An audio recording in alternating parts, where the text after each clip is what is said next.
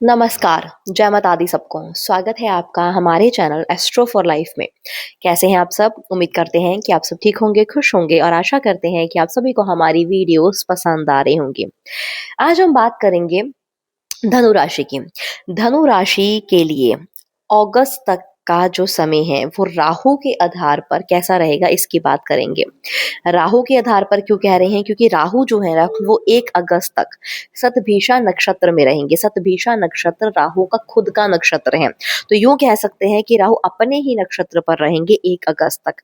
और जब कोई भी ग्रह अपने खुद के नक्षत्र पर रहता है तो वो बंधन से मुक्त हो जाता है। वो बहुत ही स्ट्रांगली रिजल्ट देना शुरू कर देता है। वो बहुत ज़्यादा ताकतवर और बहुत ज़्यादा प्रभावशाली रिजल्ट देना के लिए बांधित हो जाता है, क्योंकि वो अपने नक्षत्र पर बैठा है। वो किसी के मतलब किसी पर बंदिश नहीं है उसकी। अब वो किसी की सुनेगा नहीं है, वो अपने अनुसार ही रिजल्ट देगा। इसलिए राहु का अपने नक्षत्र पर बैठना ये बहुत ही प्रभावशाली रिजल्ट देने वाला है हर एक राशि को। और हर एक राशि के ऊपर राहु कहाँ बैठा है, कौन से ग्रह पर बैठा है, कौन से घर पर बैठा है, कहाँ-कहाँ दृष्टियाँ जा रही है, इस आधार पर आपके जीवन में क्या आपको लाभ और क्या आपको चेतावनियाँ मिल सकती हैं, इसके बारे में हम बात करेंगे। धनु राशि के लिए राहु का अपने नक्षत्र पर बैठना कैसा रहेगा? ठीक है, पहले तो बात करेंगे राहु की। राहु को कहा गया है कलयुग का राजा, ठीक है। राहु एक ऐसा ग्रह है जो व्यक्ति को चतुर चालाक बनाता है, जो कॉन्फिडेंस देता है, एटीट्यूड देता है, जो आगे बढ़ाता है, जो जिद्दी बनाता है इंसान को, जो बुद्धि देता है इंसान को।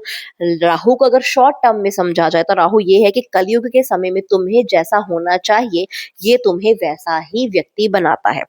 कलयुग के समय में ज़रूरी है तुम्हारा चतुर चालाक होना, कलयुग के समय में ज़रूरी है तुम्हारा बुद्धिमान होना, कलयुग के समय में ज़रूरी है तुम्हारा पहले अपने बारे में सोचना, फिर लोगों के बारे में सोचना। तो ऐसा ही व्यक्ति इंसान मतलब राहु व्यक्ति को बना देता है। व्यक्ति के अंदर ज़िद पैदा करना कि मुझे कामयाब होना है तो मुझे किसी भी कीमत पर होना ही होना है।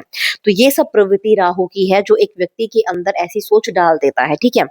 अब राहु की नीयत के अनुसार अगर आप चलोगे तो राहु बड़ा ज़िद्दी ग्रह है। राहु ज़िद पकड़ लेगा कि ये मेरी नीयत के अनुसार चला है तो अब इसको तो मुझे आगे ही बढ़ाना है।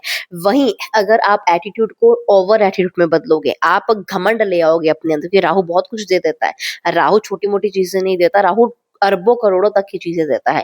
तो जब राहु बहुत कुछ देता है, तब जब व्यक्ति के अंदर घमंड और मैं शब्द आ जाता है ना, तभी राहु अपना खेल दिखाना शुरू कर देता है। कहता है कि मैं तुम्हें सब कुछ दे रहा हूँ, लेकिन ये जो मेरी परीक्षा थी ना कि मैं तुम्हें जानबूझकर परीक्षा में डालूँगा, घमंड भी दूँगा, तुम्हारी वाणी भी खराब करूँगा, तुम्हें कन्फ्यूज़ भी करूँगा, लेकिन वहीं पर अगर तुम फँस गए, ठीक है? तो वहीं से तुम्हारा पीछे का रास्ता फिर से तो मैं तुम्हें दिखाना शुरू कर दूँगा।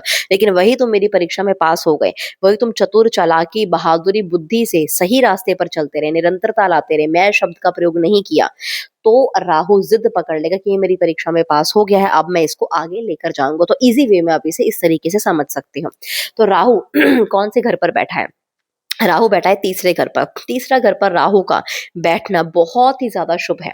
पहली बात तो ये है, आप धनु राशि के लिए बड़ी अच्छी बात ये है कि राहु अपनी ही शतभिषा नक्षत्र पर बैठे हैं और तीसरे घर पर बैठे हैं। तीसरा घर पर बैठना राहु का बहुत ज़्यादा शुभ माना जाता है, ठीक है? अब तीसरा घर किस चीज़ का होता है? तीसरा घर कह सकते हैं छोटा पर्दा। तीसरा घर कह सकते हैं कर्म का घर भी। तीसरा घर कह सकते हैं स्ट्रेंथ का घर भी। तीसरा घर कह सकते हैं आपकी तरक्की का घर भी, ठीक है? अब तीसरा घर पर राहु कलयुग का राजा है। कलयुग के समय में आजकल क्या चल रहा है? Online, social media, marketing, YouTube, socializing, ठीक है? ये सब चीज़ें चल रही है कलयुग के समय में। कलयुग का राजा है राहु और तीसरा घर भी इन्हीं चीज़ों का है। तीसरा घर है सोशल मीडिया का, तीसरा घर है मार्केटिंग का, तीसरा घर है यूट्यूब का, तीसरा घर है एआई का, तीसरा घर ऐसा है जहाँ पर आप लोगों से जितना कनेक्ट कर सकते हो, कितना कनेक्शन आपका अच्छा है, कितना वाणी आपकी अच्छी है, कितना आप कम्युनिकेट लोगों के साथ कर पा रहे हो सोशल मीडिया के ज़रिए, सोशलाइजिंग कितना कर पा रहे हो। तो जितना ज़्यादा आप जितना मतलब आपका इसके अंदर काम है, आपका काम यूट्यूब के अंदर है, आपका काम सोशल मीडिया के अंदर है, आपका काम मार्केटिंग के अंदर है, तो ऐसा कोई भी काम अगर आपका है, ठीक है? तो राहु जो तीसरे घर पर बैठा है, ये आपको बेहतरीन रिज़ल्ट देने वाला है। यहाँ पर जो लोग इस मीडिया लाइन में जुड़े हुए हैं, मीडिया की लाइन में जुड़े हुए हैं, वहाँ पर उनको फेम भी मिलेगा, तरक्की भी मिलेगी, मान-सम्मान भी मिलेगा, उनका नाम भी बढ़ेगा और उनको पैसा भी भरपूर मात्रा में मिलने वाला है। तो जो लोग सोच भी रहे हैं ना काम शुरू करूँ मैं कोई ऐसा काम सोशल मीडिया से जुड़ा हुआ, तो आप ज़रूर कीजिए, 101% कीजिए, क्योंकि यहाँ पर शुरू किया गया काम, इस समय शुरू किया गया काम अगस्त तक आपको बहुत अच्छे रिज़ल्ट देने वाला है। अगस्त तक आपकी पूरी सेटलमेंट हो जाएगी और उसके बाद आप निरंतर रुपए कमाते रहोगे, लेकिन उससे पहले आपका एक बेस तैयार हो जाएगा कि हाँ, आप इस फील्ड पे बहुत आगे तक पहुँच जाओगे क्योंकि राहु बहुत सपोर्ट करेगा आपको। ठीक है? यहाँ पर अगर बात करें कि दृष्टियाँ कहाँ-कहाँ पर है, दृष्टियाँ हैं इनकी 7वें घर पर, 9वें घर पर, 11वें घर पर, ठीक है? 7वां घर होता है पार्टनरशिप का घर, ठीक है? तो पार्टनरशिप चाहे आपके मैरिज की है, चाहे आपका बिज़नेस पार्टनरशिप है। यहाँ पर ना एक थोड़ी-सी नेगेटिव बात हम लेकर आएँगे, तो यहाँ पर ना ये भ्रम करना, वहम पैदा करना, मिसकम्युनिकेशन करना, मिसअंडरस्टैंडिंग क्रिएट करना, ये सब चीज़ें होनी शुरू हो जाती है पार्टनर्स के बीच। चाहे आपका लव रिलेशनशिप है, चाहे आप मैरिड हैं, चाहे आप बिज़नेस पार्टनर हैं। तो यहाँ पर ना जो आप जैसे कहते हैं ना राहु घमंड दे देता है, मैं शब्द का प्रयोग, तो यहाँ पर आपके अंदर जो घमंड आ जाएगा, ठीक है? घमंड जो आपके अंदर आ सकता है, जिसकी वजह से आपके रिलेशनशिप में प्रॉब्लम आ सकती है। चाहे वो आपका पार्टनर रिलेशनशिप बिज़नेस का हो, चाहे वो मैरिज का हो, चाहे वो लव रिलेशनशिप का हो। तो यहाँ पर कोशिश करनी है कि अपनी वाणी पर कंट्रोल करें क्योंकि राहु कई बार वाणी पर ऐसा मतलब कुछ असर कर देता है ना कि आप अपने मुख से वो चीज़ बोलना नहीं चाहते लेकिन बोल देते हो जिसकी वज़ह से सामने वाला हर्ट हो जाता है। बाद में आप रियलाइज़ भी करते हो लेकिन वो चीज़ का फ़ायदा नहीं रहता, आप वो चीज़ बोल चुके होते हो। तो अपनी रिलेशनशिप में आपकी खुद की मिसअंडरस्टैंडिंग, आपकी खुद के वहम, आपकी खुद का डर, आपका खुद की वाणी की वज़ह से प्रॉब्लम आएगी तो आएगी, अदरवाइज़ नहीं आएगी। मतलब सामने वाले की तरफ से प्रॉब्लम नहीं होगी, आपकी खुद की वज़ह से प्रॉब्लम्स आ सकती है। और बिज़नेस पार्टनरशिप में हम ये कहेंगे कि पार्टनरशिप में बिज़नेस आपका अच्छा चलेगा, बिज़नेस ग्रोथ के लिए बहुत अच्छा टाइम है क्योंकि राहु बिज़नेस के लिए, राहु जॉब के लिए, राहु धन के लिए तो बहुत सपोर्ट आपको कर रहा है। लेकिन यहाँ पे पार्टनरशिप बिज़नेस में हम ये चीज़ ज़रूर कह सकते हैं कि आपको किसी पर भी अंधाधुंध विश्वास नहीं करना है।